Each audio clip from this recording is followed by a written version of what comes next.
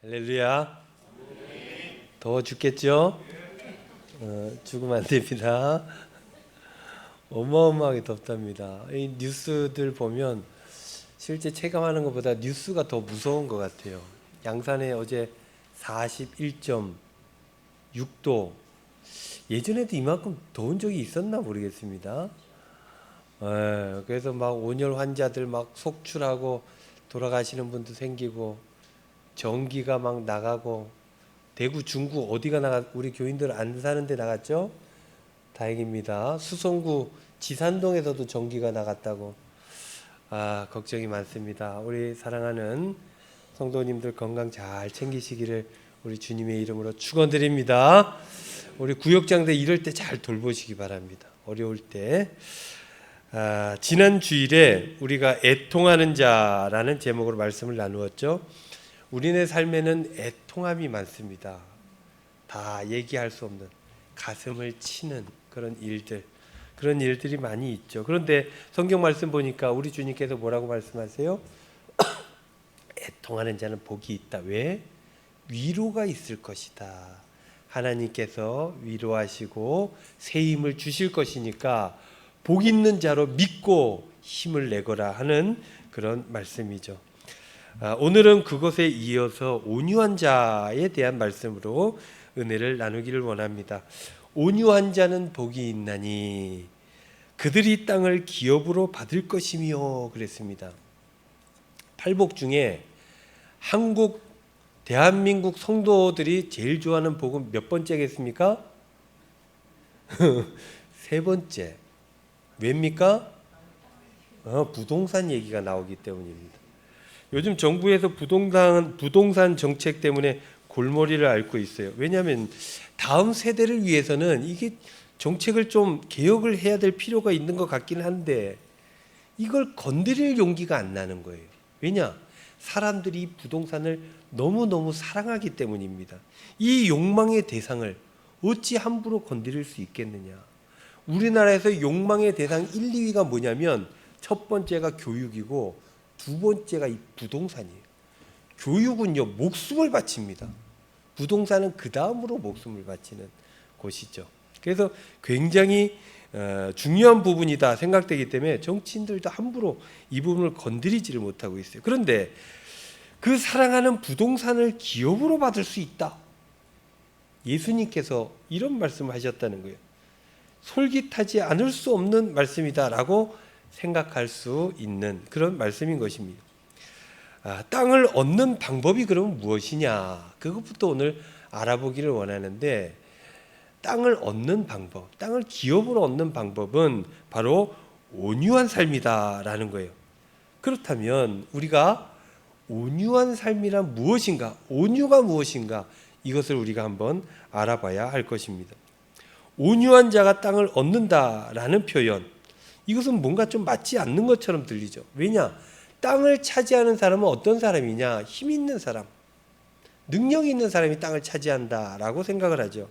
땅을 차지하는 사람은 힘을 가진 군주, 그리고 자본을 어마어마하게 움켜쥔 어떤 거부, 그리고 자기 주장을 할 수 있는 투사, 이런 사람들이 땅을 가질 것이다 라고 생각하는데, 예수님께서 뭐라 그래요?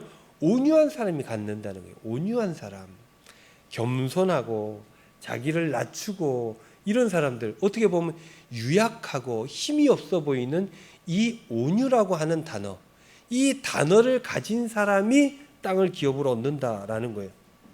그러면 온유란 무엇인가? 우리가 이걸 제대로 한번 알아볼 필요가 있겠죠. 온유, 우리 조기숙 권사님 자꾸 이렇게 귀에 더 크게 들릴 것 같은데, 우리 조기숙 권사님 손자가 온유 아닙니까? 온유, 지유, 온유. 이 온유가 그 온유인지 모르겠습니다만은 어쨌든 그 온유는 한자를 이렇게 씁니다. 따뜻할 온자에다가 부드러울 유자. 그러니까는 따뜻하고 부드러운 사람을 뜻하는 거죠. 온유. 국어사전을 찾아봤더니 성격, 태도가 온화하고 부드러운 이런 것들을 온유다 그래요. 이 온유라고 하는 단어를 우리가 잘 이해하기 위해서 이것저것 많은 이야기들 오늘 할 거예요. 그러면 그 가운데 이게 바로 온유구나 우리가 알 수 있게 될 텐데, 이 단어만 보면 비슷한 말이 온화, 온순, 너그러움, 겸손 이런 게 온유하고 붙어 있는 단어다라는 거예요. 그러면 저 멀리 반대에 있는 단어는 뭐냐? 온유하고 다른 건 거칠음, 과격, 사나움 이런 게 반이어라는 거예요. 예를 들어 보면 온유한 사람이다라고 하면 이런 거예요. 억울하고 화가 나는 상황이 있잖아요. 우리는 그런 일들을 많이 겪습니다. 그런데 그런 상황에서 감정을 막 폭발하는 사람, 온유가 아니라는 거예요. 감정을 자제시킬 수 있는, 참을 수 있는 사람이 온유한 사람이다.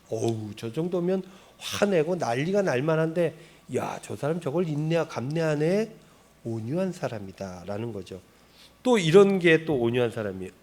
남의 허물과 실수를 봤어요. 그러면 많은 사람들이 어떻게 합니까? 그것을 나의 이득으로 이용하려고 그러죠.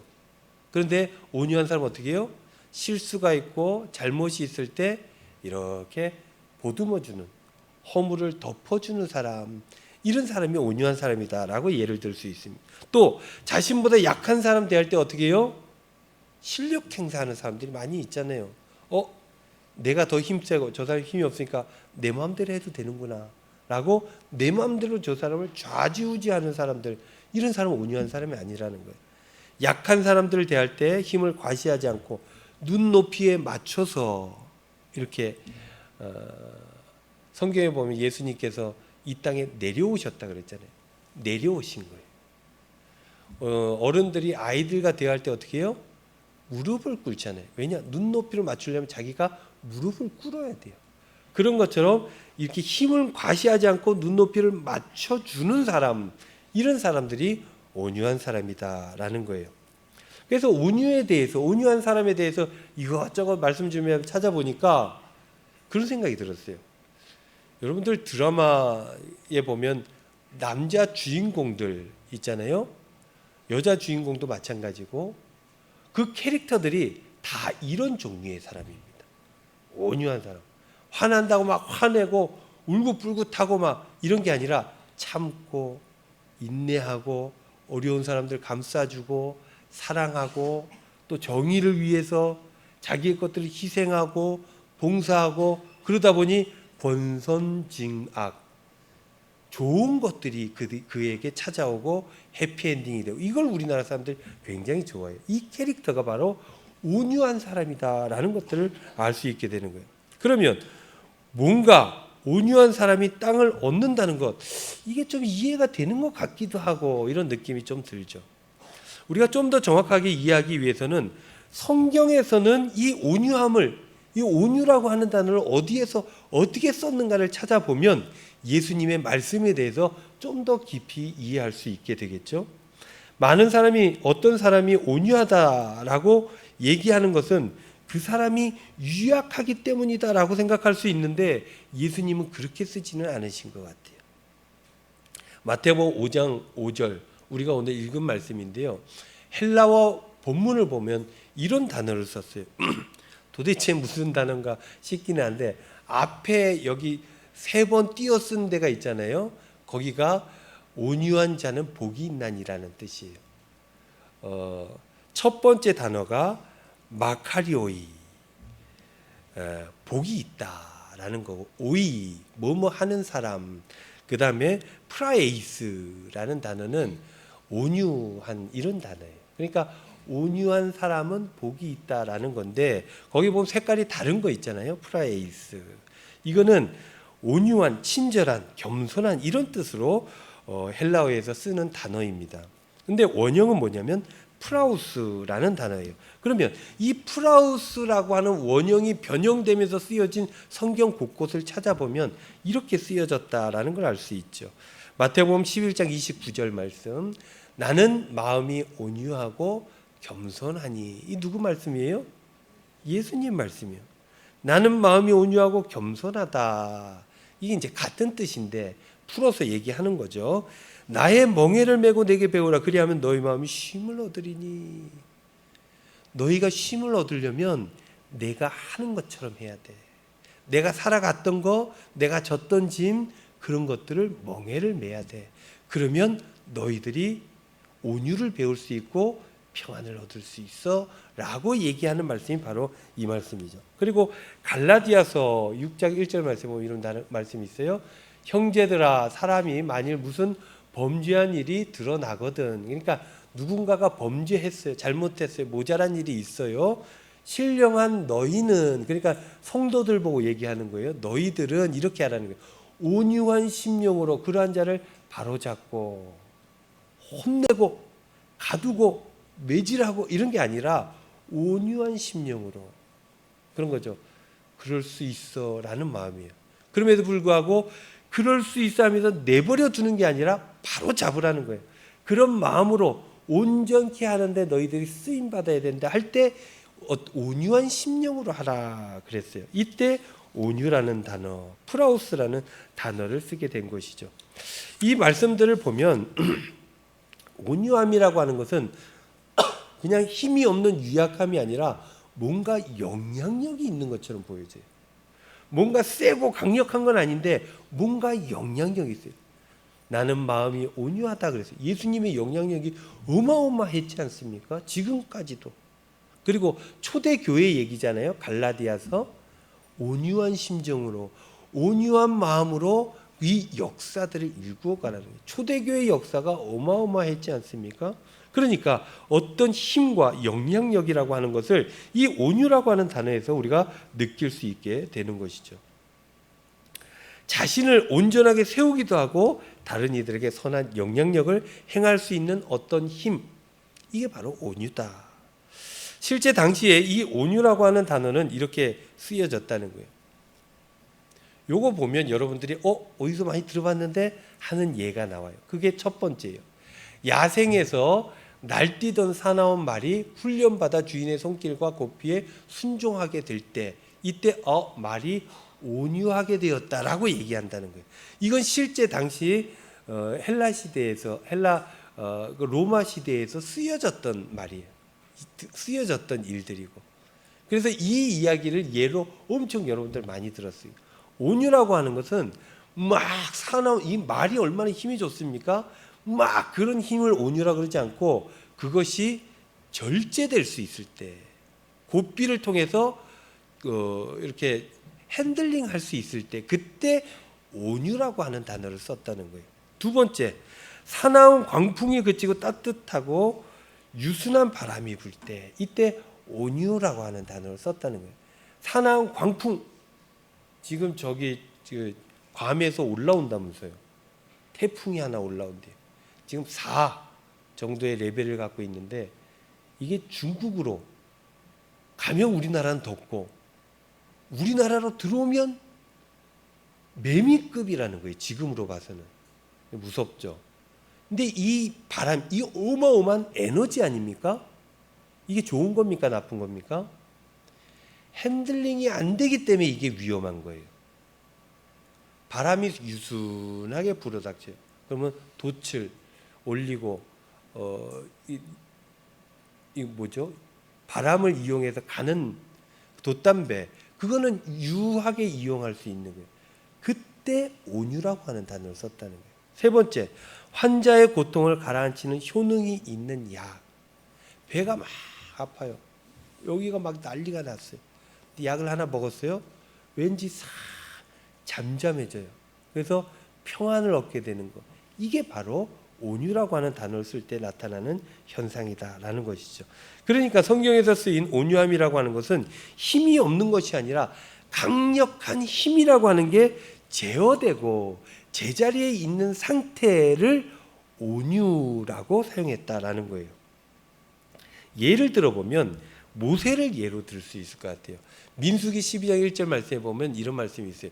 이 사람 모세는 온유함이 지면의 모든 사람보다 더하더라 그랬어요. 이때가 언제냐면 그 가문에서 원치 않는 여자를 가문으로 들여왔어요. 누가? 모세가. 그러니까는 누나하고 형이 막 혼냈어요. 비난하고. 그 다음 나온 말씀이 이거예요. 온 지면에 온유하다는 거예요. 모세가 온유한 사람이 되었다. 그럼 왜 이때 이런 단어를 썼는가? 여러분, 모세가 어떤 사람이에요? 모세는 왕실에서 배우며 자란 사람 아닙니까? 이집트 왕자라고 하는 영화 보면 나오잖아요. 모세가 왕실에서 자란 왕자였어요. 그러니 얼마나 많은 것들을 배웠겠습니까? 똑똑한 사람, 지식이 많은 사람을 이라고 이야기할 수 있죠. 뿐만 아니라 그가 왜 도망칩니까? 사람을 죽였어요. 왜 죽입니까? 자기 동족이라고 생각하는 히브리 민족을 괴롭히는 이집트인들을 보니까 참을 수가 없었던 거예요. 그래서 한 방에 쳐 죽입니다. 사람이 그게 쉽게 죽습니까? 그럴 만큼 능력이 있고 힘이 있었다라는 것들을 우리가 알 수 있는 것이죠.